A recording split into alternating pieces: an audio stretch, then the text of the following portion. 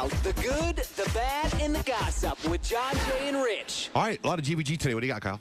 So you guys remember I played this little clip for you not too long ago, right after a conversation between John and Kate Gosselin from John and Kate Plus 8. They got in a little fight, and John wasn't too happy.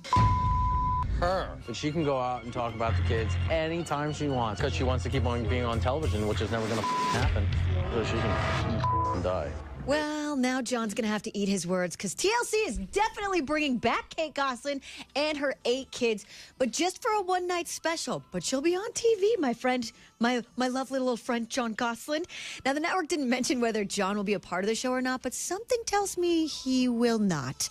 Just a one-night special. The 1-hour special will air this summer if you're interested. Now, if you pick up a People magazine soon, you'll see George Clooney and his new gal pal, 36-year-old Amal Alamaden. I think that's how you say her last name.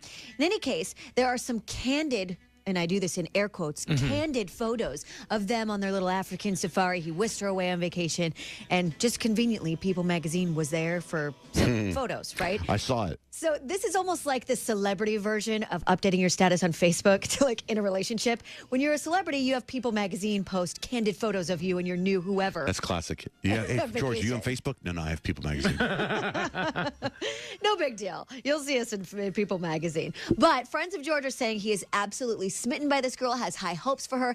Isn't necessarily thinking of, getting married or anything like that because he has vowed to never get married and he kind of sticks to that. But he does have what they say is high hopes for her. You can see those pictures on our website, johnjandrich.com. Just type in the keyword GBG.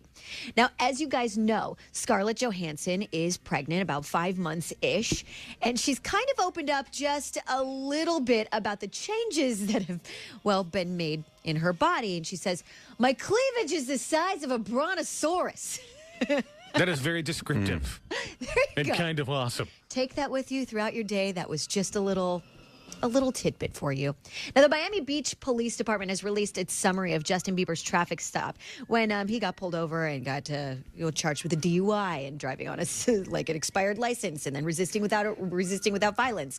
Anyway, it doesn't bode too well for Justin Bieber as this whole thing hasn't really at all. But in the report, it says Justin Bieber first blamed his shaky sobriety test on a fractured foot, but then doesn't mention the injury ever again. And in the videos that you see of Justin walking the straight line, it's not like he's limping. I'm sure if you have a fractured foot, you would limp a little. When you say fractured foot before you go on the story, I go, okay, well, that's believable because he skateboards a lot and snowboards a lot, so you can see him hurting his foot. We saw him in a cast. But then you go on to say he doesn't mention it. Because at first I want to give him the benefit of the doubt, and then it's like he doesn't say anything. I had temporary horizon shifting. I couldn't see straight. That's why I tripped a lot. In the report, it also just describes how Justin is extremely condescending to the officer. Like, "Oh yeah, what were you doing when you were 19 years old?" And the officer was like, "Well, not getting a DUI and not driving a Lamborghini." And then Bieber decides to throw his money in the officer's face, saying, "Yeah, well, I bet you didn't have $1 million in your bank account either." Of course, that didn't really persuade the officer to let Justin Bieber go. It just probably inspired him to take him in for every count he possibly could. He should. In the meantime, Justin Bieber will have to face trial over this thing because he has pled not guilty. There is some rumors that they've found some loopholes in the case already, but we'll see. Not many people have taken Justin Bieber's side, but Kendall and Kylie Jenner, they sympathize with him. I feel like he gets attacked a lot, and I feel like just because of the position he's in, and he's a kid finding himself too, just like we are, So we totally relate. Whatever.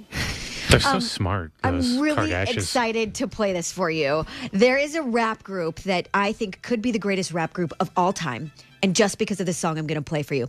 They're called the Buckwheat Groats. And they released a song in tribute to the best actor on the planet. There's a lot of great actors out there in the world. Vince Vaughn comes to mind. David Duchovny. But there's only one man you can call the greatest. Hanks, bitch, I'm Tom Hanks. In a league of my own, bitch, I'm Tom Hanks.